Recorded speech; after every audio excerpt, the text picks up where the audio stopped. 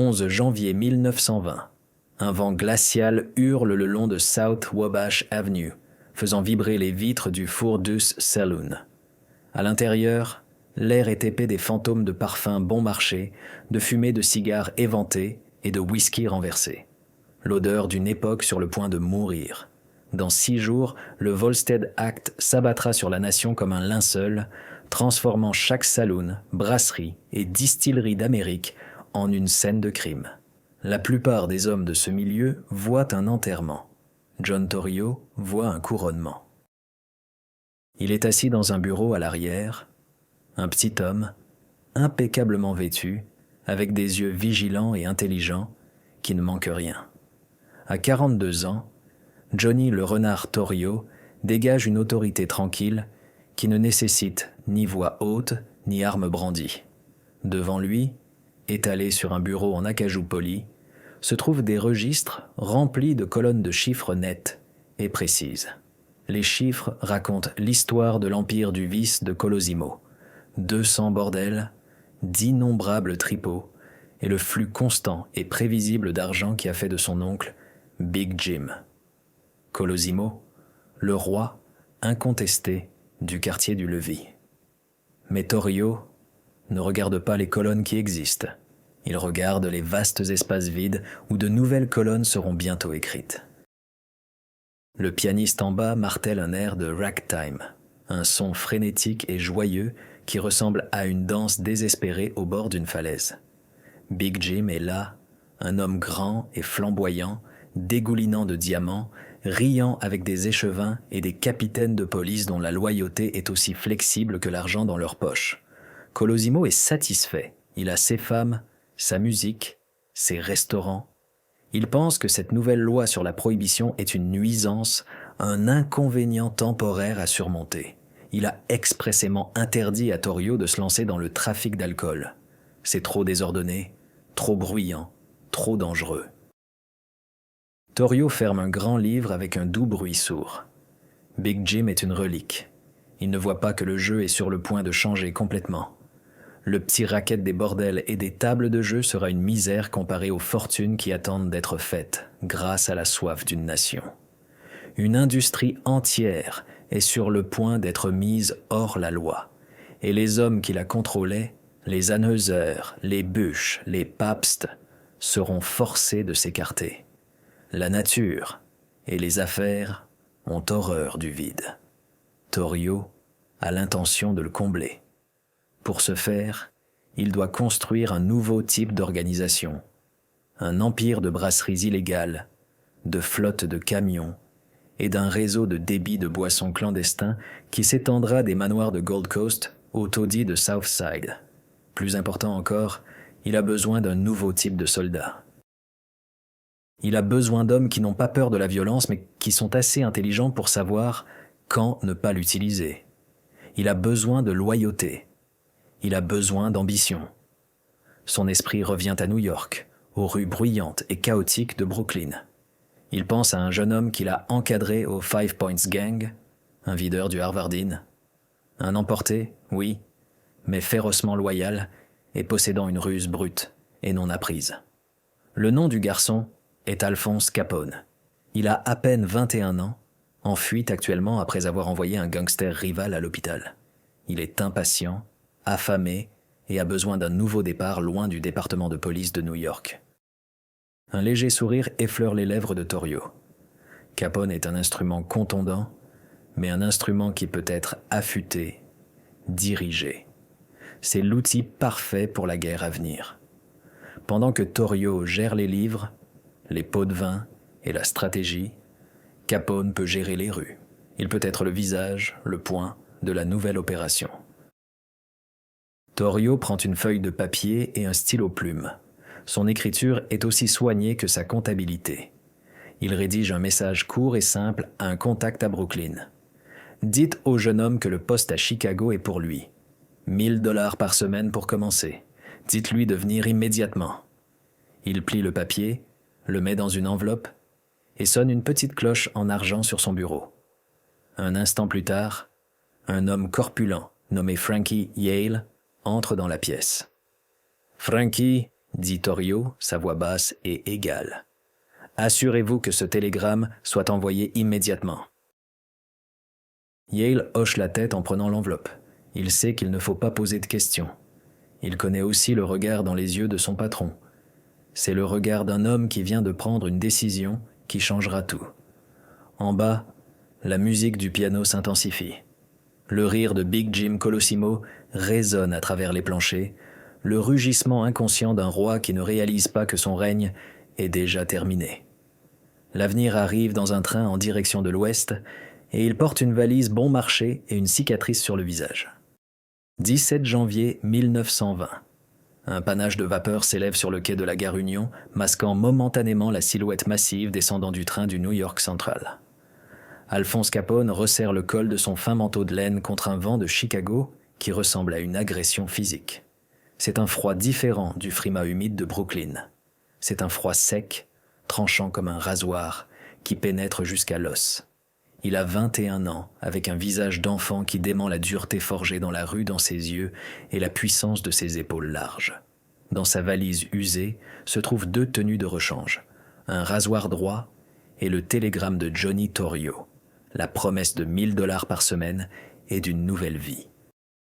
Un chauffeur, un homme trapu, qui ne se présente que sous le nom de Lefty, le trouve sur le quai. Le trajet en ville est un flou de briques et d'acier, un paysage bien plus grandiose et intimidant que les tènements surpeuplés qu'il a laissés derrière lui. Il traverse en cahotant le Loop, où d'imposants nouveaux gratte-ciel s'accrochent au ciel gris d'hiver, puis plongent vers le sud, dans le Levee, le vaste quartier des plaisirs de la ville. L'énergie, ici, est différente. Elle est brute, chaotique et totalement ouverte. À New York, les gangs étaient entassés dans des territoires étroits et concurrents. Ici, tout semble appartenir à un seul homme. Lefty le dépose au four d'Eus. De l'extérieur, ce n'est qu'un autre bâtiment de briques sur South Wabash. À l'intérieur, c'est le cœur battant de l'empire Colosimo. Capone absorbe tout. Le long bar poli à la brillance d'un miroir, la brume de fumée suspendue dans l'air, le cliquetis régulier des jetons de poker provenant d'une pièce arrière, le parfum flottant des étages supérieurs où travaillent les filles. Torrio le trouve là, pas dans le bureau opulent, mais debout, près du bar, observant. La poignée de main de Torrio est ferme, son sourire mince mais sincère. « Alphonse, dit-il, sa voix étant un contrepoint grave au bruit du saloon. Bienvenue à Chicago. » Il n'y a pas de grande réception. Les instructions de Torrio sont simples et directes. Tu feras le videur ici. Tu observeras. Tu écouteras. Tu apprendras les itinéraires des livreurs, les noms des capitaines qui viennent chercher leurs enveloppes, les visages de nos concurrents. Pour l'instant, tu es un videur. Rien de plus. Capone ressent un éclair d'indignation. Un videur ? Pour 1000 par semaine ? Mais il l'avale. C'est la méthode de Torrio. Il est testé, placé tout en bas pour pouvoir comprendre la machine entière. Il hoche la tête, le visage impassible. Ce que vous dites, Johnny. Pendant des semaines, c'est sa vie. Il se tient près de la porte, une présence silencieuse et imposante. Il met fin à l'occasionnel pugilat avec une efficacité brutale, mais surtout, il observe. Il voit les rouages de l'opération que Torrio a perfectionnée. La collecte discrète de l'argent de protection, le système bien huilé de pots de vin qui fait que le district de police du premier ward détourne le regard. Le simple volume d'argent liquide qui afflue entre les mains d'un seul homme, James Big Jim Colosimo. Il rencontre le roi une semaine après son arrivée, non pas au Four d'Eus, mais au Colosimo's Café, un établissement plus élégant où règne Big Jim. Colosimo est tout ce que Torrio n'est pas, bruyant, ostentatoire et sentimental. C'est un géant, une montagne d'hommes parés de costumes sur mesure, d'une bague en diamant de 10 carats et d'une épingle de cravate en perles de la taille d'un œuf de pigeon. Lorsque Torrio présente Capone, Colosimo le toise avec un mépris non dissimulé. C'est cet animal que tu as amené de New York ?» dit Big Jim, sa voix résonnant par-dessus la musique d'un disque d'Enrico Caruso jouant sur le Victrola. « Il a l'air de devoir porter des ordures, pas de garder ma porte. » Le visage de Torrio reste un masque de calme déférence. Il est loyal et il est intelligent. « C'est un voyou, » déclare Colosimo, reportant son attention sur son assiette de pâtes. « Garde-le à la courtelette, Johnny. » Le point de rupture arrive fin avril. Le Volstead Act est en vigueur depuis 3 mois et la ville s'assèche. L'opportunité que Torrio avait prévue est maintenant un vide béant et d'autres gangs, moins importants, commencent déjà à le combler avec du whisky canadien de basse qualité et du gin de baignoire.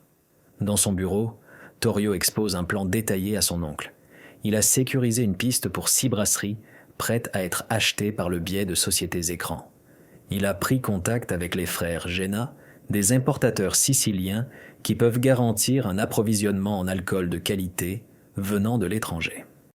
« C'est une nouvelle affaire, Jim », argumente Torrio, la voix tendue par une urgence contrôlée. « Une affaire plus grande que tout cela réuni. Nous construisons une armée. Nous contrôlons l'approvisionnement. Nous posséderons cette ville. » Colosimo, qui écoutait avec une impatience croissante, frappe du poing sur le bureau, faisant teinter l'encrier. « Non !» rugit-il, son visage prenant une teinte cramoisie profonde. « Je vous l'ai dit, cette vie m'a été bonne. À nous. Je ne l'échangerai pas contre des coins de rue et des mitrailleuses. Je suis restaurateur, un homme d'affaires. Je ne suis pas un vulgaire contrebandier. Cette discussion est terminée. Maintenant, sortez. Tous les deux. » Il jette un regard furieux par-dessus Torrio à Capone, qui se tenait silencieusement dans le coin de la pièce. Le renvoi est total. Une humiliation publique de son neveu de confiance devant le nouvel employé. Torrio hoche lentement la tête, ses yeux froids et vides. Il se retourne et sort sans un autre mot. Capone le suit, fermant doucement la porte derrière lui. Dans le couloir, sous la faible lumière du gaz, les 2 hommes s'arrêtent. Torrio ne regarde pas Capone. Il fixe le papier peint floqué, sa mâchoire serrée. L'avenir d'un empire plane dans le silence entre eux. « C'est un homme du passé, Alphonse, » dit Torrio, la voix à peine audible, et le passé a une façon de mourir pour faire place à l'avenir. Il tourne enfin son regard pour croiser celui de Capone. Ce n'est pas une question et pas tout à fait un ordre. C'est une déclaration de fait, un problème pour lequel il n'y a qu'une seule solution permanente. 11 mai 1920. La foule du déjeuner commence à remplir le Colosimo's Café sur South Wabash. L'arôme de l'ail, de la sauce marinara et du pain frais flotte dans la rue, un réconfort familier au cœur du Lévis. À l'intérieur, le personnel s'affaire avec une efficacité rodée, dressant les tables et polissant la verrerie pour l'homme qui a bâti ce petit empire. Mais James Colosimo n'est pas là. Il est à quelques pâtés de maison, debout dans le vestibule du restaurant, attendant. Il avait reçu un appel téléphonique quelques minutes auparavant, un simple message indiquant qu'une livraison de whisky, qu'il n'avait pas commandée, était sur le point d'arriver. C'était un détail qui le dérangeait, une anomalie dans son monde étroitement contrôlé. Il jette un coup d'œil à sa montre de poche sertie de diamants. 12h07. Il doit rencontrer sa femme, dont il est séparé, Victoria Moresco, pour finaliser leur divorce afin de pouvoir épouser la jeune Dale Winter. Cette pensée lui fait sourire. Il a 52 ans, mais il ressent le frisson d'un nouveau départ. Il a ses restaurants, ses clubs, son argent. Il a fermement remis Johnny Torrio et ses ambitions téméraires de contrebande à leur place. L'avenir, croit-il, est assuré. La porte d'entrée du café s'ouvre, mais ce n'est pas un livreur. C'est un homme qu'il a déjà vu. Un visage familier de la connexion new-yorkaise. Frankie Yale. Le sourire de Big Jim s'estompe, remplacé par un éclair de confusion. Yale est l'homme de Torrio, engagé pour des missions spéciales. « Frankie » dit Colosimo, sa voix trahissant une pointe de suspicion. « Que fais-tu ici ? Johnny n'a pas dit que tu venais. » Yale ne répond pas. Il sort simplement le pistolet Colt modèle 1911, plaqué nickel qu'il avait dissimulé dans son pardessus. Le premier coup atteint Big Jim derrière l'oreille droite, le son étant un claquement sec et percussif dans l'espace clos. L'immense carcasse de Colosimo s'effondre, un poids mort qui heurte le porte-manteau avant de s'affaisser sur le sol en marbre. Yale se tient au-dessus de lui un instant, le visage impassible. Il tire un deuxième coup dans la nuque de Colosimo pour la forme, la balle brisant une tuile décorative au sol en dessous. Il range calmement le pistolet, sort du vestibule et disparaît dans l'agitation du midi à Chicago. Le bruit des coups de feu est pris par le personnel de cuisine pour un camion qui a des ratés. Il faut une bonne dizaine de minutes avant qu'un serveur ne découvre le corps. La scène qui suit est un chaos. Des sirènes de police hurlent dans Wabash. Le poste du premier ward, dont les agents sont payés par Colosimo depuis des années, descend sur les lieux avec une gravité performative. Le médecin légiste trouve $900 en espèces et la bague en diamant de 10 carats toujours sur le corps. Ce n'était pas un vol, c'était une exécution. À des kilomètres de là, dans un appartement tranquille du South Side, John Torrio est assis avec Al Capone, jouant au pinocle. Le téléphone sonne. Torrio répond, écoute un instant, puis raccroche sans dire un mot. Il regarde son jeune protégé à travers la table, l'expression illisible. « Il y a eu un terrible accident, dit-il, la voix dénuée d'émotion. Mon oncle a été abattu. » L'enquête policière est un modèle d'incompétence chorégraphiée. Les témoins oublient soudain ce qu'ils ont vu. Des pièces à conviction importante disparaissent. Frankie Yale est interrogé mais fournit un alibi en béton, le plaçant à New York au moment de la fusillade. Un alibi soutenu par plusieurs témoins irréprochables qui sont, bien sûr, payés par Torrio. L'affaire se refroidit avec une rapidité étonnante. Tout le monde dans le milieu sait qui a commandité le meurtre, mais personne n'ose le dire à voix haute. Le pouvoir a changé de main. Les funérailles sont parmi les plus extravagantes que Chicago ait jamais vues. Des milliers de personnes en deuil, politiciens, juges, chanteurs, proxénètes et prostituées, bordent les rues pour voir passer le cercueil aux poignées d'argent. Parmi les porteurs d'honneur figurent 2 juges, un procureur adjoint et 8 conseillers municipaux différents. C'est un adieu, grandiose et hypocrite, à un homme dont le temps était révolu. Debout près de la tombe, petit et sombre dans un costume noir, se trouve Johnny Torrio. À ses côtés, un Al Capone silencieux et vigilant. Ils n'enterrent pas seulement un homme, ils enterrent une époque. Dans les semaines qui suivent, l'organisation Colosimo est rapidement et silencieusement transformée. Torrio assume le contrôle absolu. Les bordels et les maisons de jeu continuèrent de fonctionner, leurs revenus devenant un flux secondaire. L'objectif principal devient celui que Big Jim craignait, le trafic d'alcool. Les plans soigneusement élaborés par Torrio sont mis en œuvre.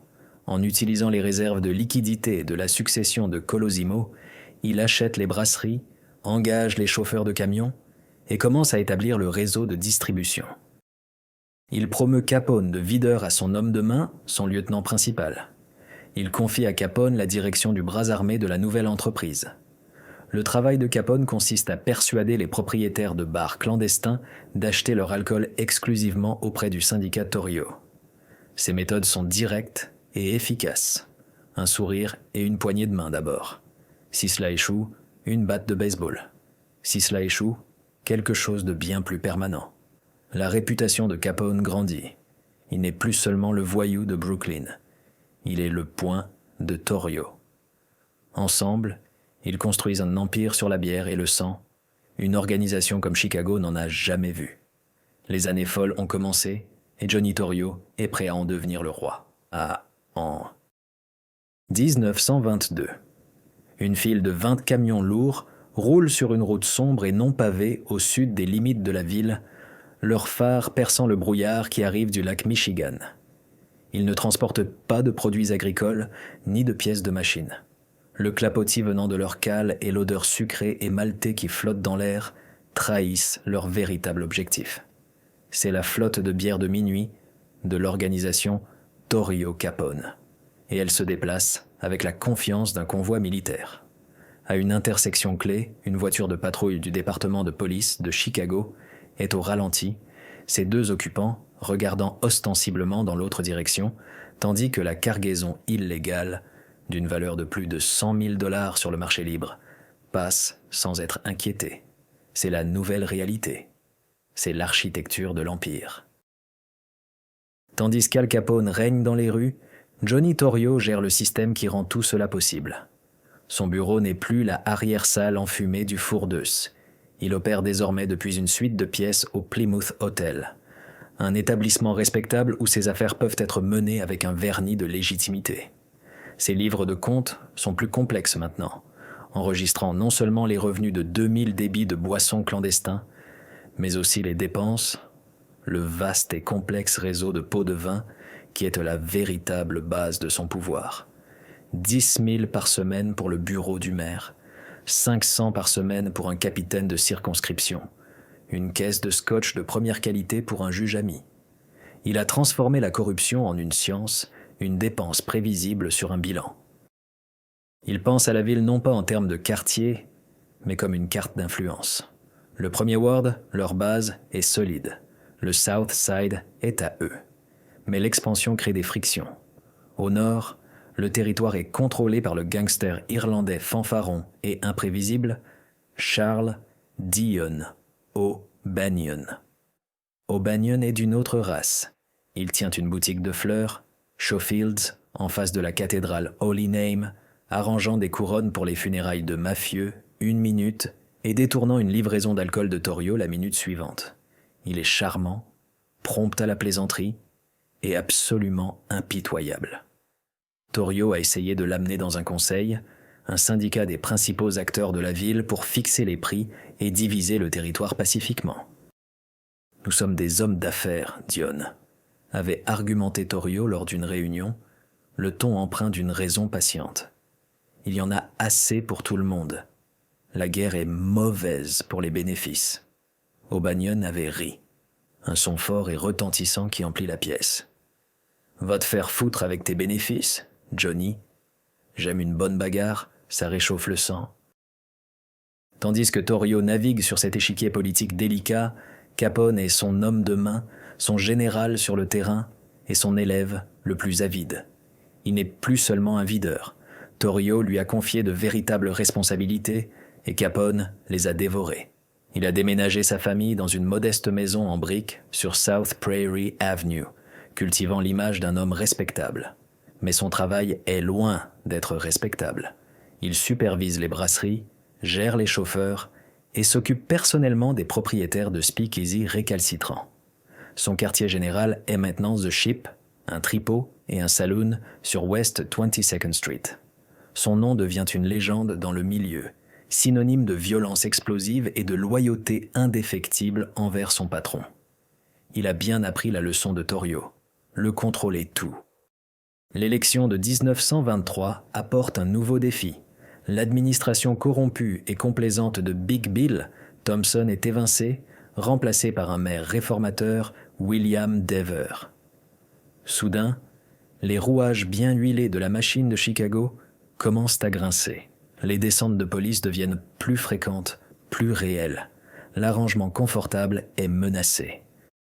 Torrio, toujours stratège, voit la solution non pas dans la lutte contre le Capitole, mais dans le fait de quitter sa juridiction. Il tourne ses yeux vers l'ouest, vers la petite banlieue endormie de Cicero. C'est un cul-de-sac politique, une ardoise vierge. Avec une population de seulement 60 000 habitants, son gouvernement local peut être acheté à bas prix et complètement. « Chicago est un grand océan, Al », explique Torrio un soir, étalant une carte du comté de Cook sur son bureau. « Nous pouvons y nager, mais nous ne le posséderons jamais. Cicero peut être notre lac privé. » Le plan est audacieux. Ils vont déplacer tout leur quartier général opérationnel hors de Chicago. Ils installeront leur propre candidat à la mairie lors des prochaines élections de 1924, assurant ainsi un contrôle total de la police, des tribunaux et du conseil municipal. Capone est chargé de faire en sorte que cela se réalise. C'est sa plus grande mission à ce jour, une chance de prouver qu'il est plus que de simples muscles. Il doit devenir un homme à tout faire politique, un faiseur de rois. Cela nécessitera de l'intimidation, de la corruption et une armée de voyous pour contrôler les bureaux de vote. C'est une affaire sale et sanglante, mais si elle réussit, ils auront leur propre État souverain, une base fortifiée à partir de laquelle ils pourront mener la guerre contre leurs rivaux et diriger leur empire en toute impunité. La bataille pour Cicéro sera le test de tout ce que Torrio lui a appris.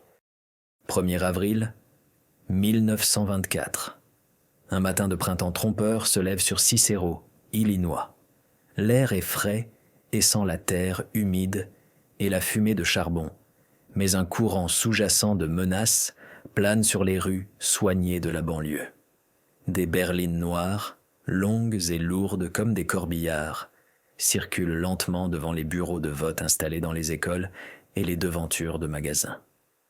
À l'intérieur de ces voitures sont assis des hommes en costumes sombres et fedora, leurs visages durs et inconnus des habitants locaux.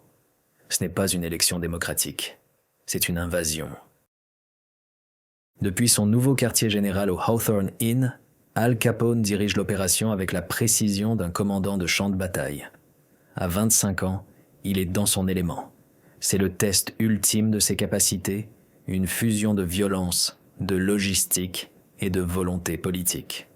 L'objectif est simple, assurer l'élection de leur candidat républicain de prédilection, Joseph Klena. Les méthodes sont tout, sauf simples. Des escouades des hommes de Capone, au nombre de plus de 200, sont dépêchés dans toute la ville. Leurs instructions sont claires, chaque électeur vote pour Klena, ou il ne vote pas du tout.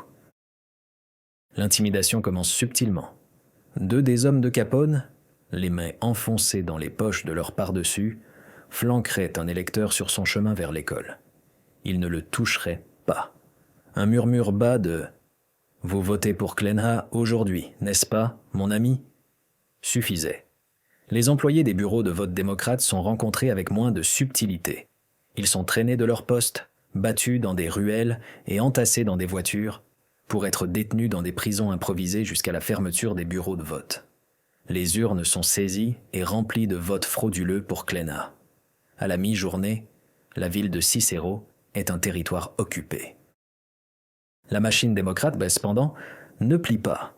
Ils ont leur propre force, et des appels désespérés sont lancés à l'hôtel de ville de Chicago, implorant l'aide du maire William Dever. Dever, le maire réformateur, voit une opportunité de frapper les gangsters qui ont fui sa ville. Il prend une décision controversée. Il dépêche un contingent de 79 policiers de Chicago en civil à Cicéro. Ils sont hors de leur juridiction, agissant non pas comme des hommes de loi, mais comme une milice armée. Ils ne voyagent pas dans des voitures de police marquées, mais dans des Buick non marqués, armés de fusils de chasse raccourcis et de mitraillettes Thompson. La collision est inévitable. La police de Chicago rugit dans Cicéro avec l'intention de briser l'emprise de Capone. Ils ne sont pas là pour faire des arrestations, ils sont là pour faire la guerre. Leur première cible est un bureau de vote au coin de Cicero Avenue et 22nd Street. Le frère aîné d'Al, Frank Capone, supervise le coin. Frank est le diplomate de la famille, plus aimable et moins intimidant ouvertement qu'Al. Il se tient sur le trottoir, parlant avec quelques-uns de ses hommes, lorsque le convoi de Buicks de police s'arrête en crissant. Des hommes sautent des voitures, fusils de chasse déjà braqués. Il n'y a aucun avertissement, aucun appel à se rendre. Il n'y a que le rugissement assourdissant des armes automatiques. Des balles déchirent les vitrines des magasins et rongent la maçonnerie. Frank Capone, pris complètement par surprise, se tourne vers le bruit. Une volée de balles déchire sa poitrine et sa tête. Il est projeté en arrière, son corps criblé de trous avant même de toucher le trottoir. Ces hommes se dispersent, ripostant en courant pour se mettre à couvert. En moins de 30 secondes, c'est fini. La police de Chicago remonte dans ses voitures et s'éloigne à toute vitesse, laissant le corps de Frank Capone gisant dans une mare de sang sur le trottoir. La nouvelle parvient à Al à l'auberge Hawthorne. L'homme qui apporte le message voit un changement s'opérer chez Capone. une transformation d'un commandant calculateur en quelque chose de primal et de terrifiant. La couleur quitte son visage, remplacé par un masque de rage incandescente. Son frère, celui qu'il était censé protéger, est mort. Il déchaîne un son qui n'est pas un mot, mais un rugissement guttural de chagrin et de fureur. Le reste de la journée est un tourbillon de violence rétributive.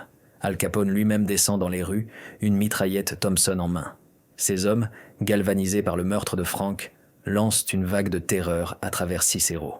Ils mitraillent les bureaux de vote, criblent de balles l'hôtel de ville et traquent chez les policiers de Chicago, qui sont désormais devenus un gang rival. L'élection est oubliée, il s'agit maintenant de vengeance. À la tombée de la nuit, Cicero est une zone de guerre. Leur candidat, Clena, remporte l'élection avec une large majorité. Mais la victoire est creuse. Le prix était le frère d'Al Capone. Se tenant au-dessus du corps de Frank à la morgue plus tard cette nuit-là, Capone fait un serment silencieux. La police de Chicago, le maire Dever, et quiconque s'est mis en travers de son chemin paierait pour cela. La leçon que Torrio lui a apprise sur le contrôle a été gravée dans son âme avec le sang de son frère. Il ne serait plus jamais dépassé en armes.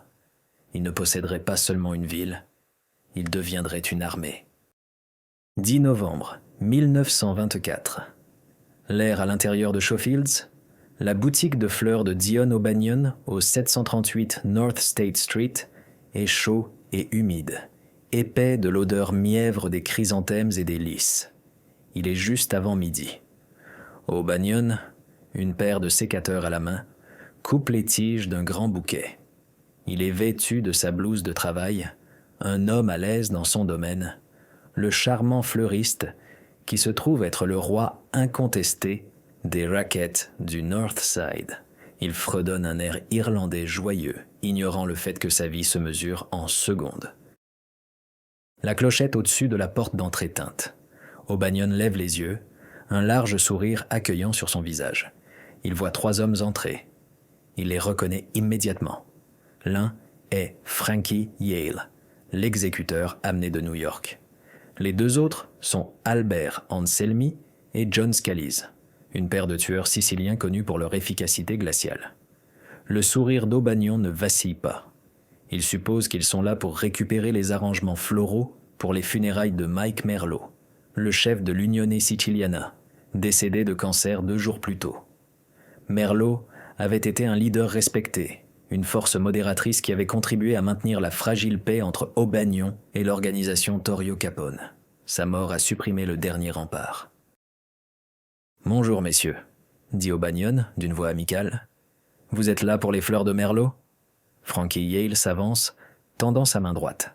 « C'est exact, Dion. » Alors qu'O'Banion tend la main pour lui serrer la sienne, Yale la saisit dans une étreinte de fer, immobilisant O'Banion. Dans le même mouvement fluide, Anselmi et Scalise sortent leurs revolvers de calibre .38 dessous, leur par-dessus. Les yeux d'Aubagnon s'écarquillent, son sourire s'évanouit alors que le moment de réalisation le frappe. Il n'y a pas de temps pour réagir, pas de temps pour attraper le pistolet qu'il gardait toujours dans sa poche. La boutique de fleurs explose du rugissement assourdissant de 6 coups de feu tirés en succession rapide. 2 balles atteignent O'Banion à la poitrine. Une lui frappe la gorge. Les 2 dernières sont tirées à bout portant dans chaque côté de sa tête alors qu'il s'effondre parmi les fleurs qu'il arrangeait. Anselmi tire un dernier coup dans l'arrière de son crâne pour être sûr. Les 3 hommes se retournent sans un mot, sortent de la boutique et disparaissent. Toute l'exécution prend moins de 10 secondes. Le meurtre de Dion O'Banion brise la paix fragile du monde souterrain.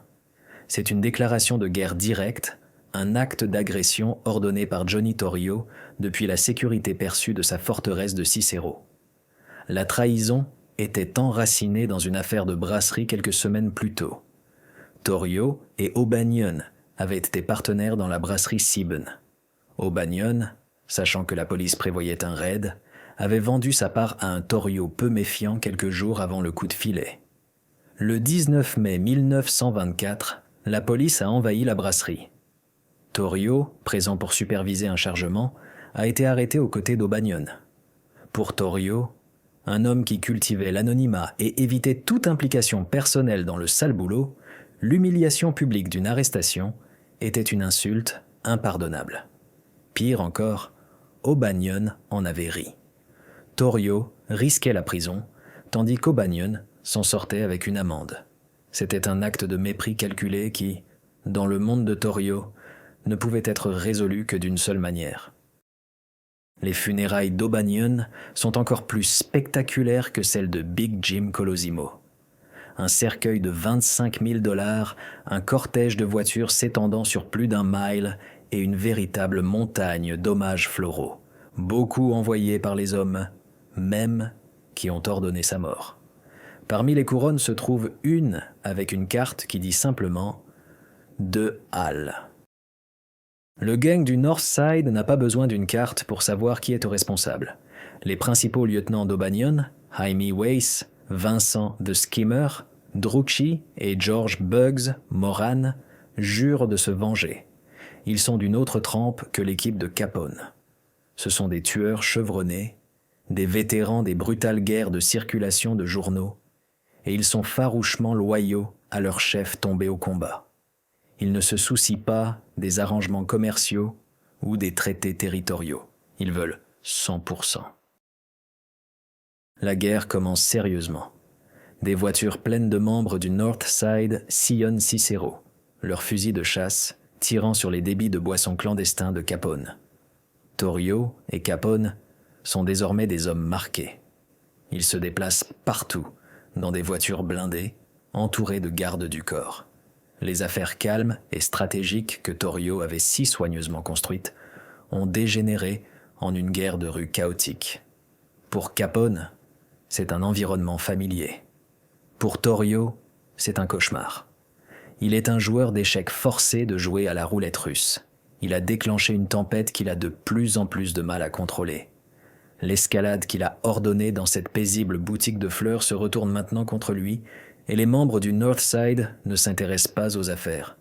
Ils s'intéressent à la rétribution. 24e janvier 1925. Un après-midi gris et d'un froid punitif.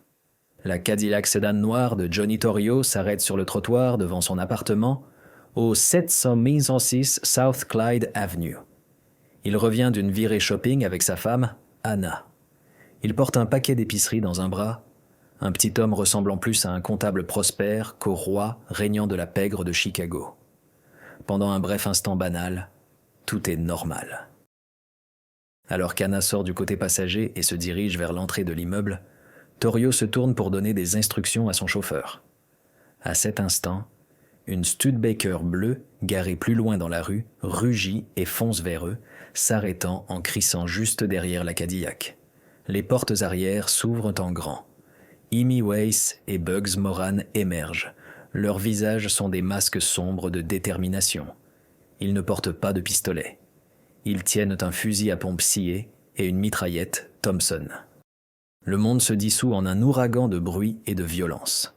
Le coup sec du fusil à pompe et le rythme martelant de la Tommy Gun déchirent l'air hivernal. Le chauffeur de Torrio est touché le premier, blessé à la jambe alors qu'il cherche à se mettre à couvert. Torrio, pris à découvert, laisse tomber ses courses. Le premier coup de fusil à pompe le frappe à la mâchoire et au cou, le faisant tournoyer. Une rafale de balles de la mitraillette s'abat sur sa poitrine et son abdomen, le projetant sur le sol gelé. Weiss et Moran s'avancent, se tenant au-dessus de son corps sanglant et convulsant. Moran se penche, visant avec son fusil à pompe pour le coup de grâce final et décisif à la tête. Il appuie sur la détente. Un clic sourd. L'arme est vide. « Je suis à sec », grogne-t-il à Weiss, qui est également à court de munitions. En jurant, il se précipite dans la Studebaker et s'enfuit à toute vitesse, laissant Johnny Torrio pour mort sur le trottoir. Les cris d'Anna Torrio font accourir les voisins. Une ambulance est appelée. Miraculeusement, Johnny Torrio respire encore. À l'hôpital, les médecins s'efforcent de le sauver. Il a été touché 4 fois, avec des balles logées dans la poitrine, le bras et l'aine. Sa mâchoire est brisée, mais son lourd par-dessus de laine, combiné à un épais costume, a suffisamment ralenti les balles pour les empêcher d'être immédiatement mortelles. Il s'accroche à la vie par un fil. Al Capone, apprenant la nouvelle, se précipite à l'hôpital. Il transforme la chambre de Torrio en forteresse, postant 2 douzaines de ses meilleurs gangsters dans les couloirs et sur le toit, défiant les Northsiders de tenter de finir le travail. Il ne quitte pas le côté de son mentor. Pendant une semaine, alors que Torrio lutte à travers des opérations et la menace constante d'infection, Capone est une présence constante. Il n'est plus seulement l'élève, il est le protecteur, l'héritier présomptif gardant le trône. La tentative d'assassinat brise quelque chose chez Johnny Torrio. Ce n'est pas seulement la douleur physique, mais le choc psychologique. Le monde calme et ordonné qu'il avait essayé de construire, un monde de contrats commerciaux et de résultats prévisibles, a été irrévocablement brisé. Il avait créé un monstre qu'il ne pouvait plus contrôler. La guerre avec les Northsiders n'était pas une affaire. C'était une vendetta sanglante, et il n'avait pas le courage pour cela. Allongé dans ce lit d'hôpital, écoutant les gardes armés devant sa porte, il comprend que ce n'est pas une vie qu'il peut ou veut vivre plus longtemps.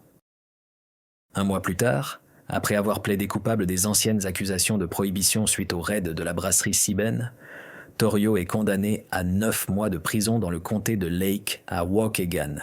C'est l'endroit le plus sûr pour lui. Pendant son séjour, il prend sa décision.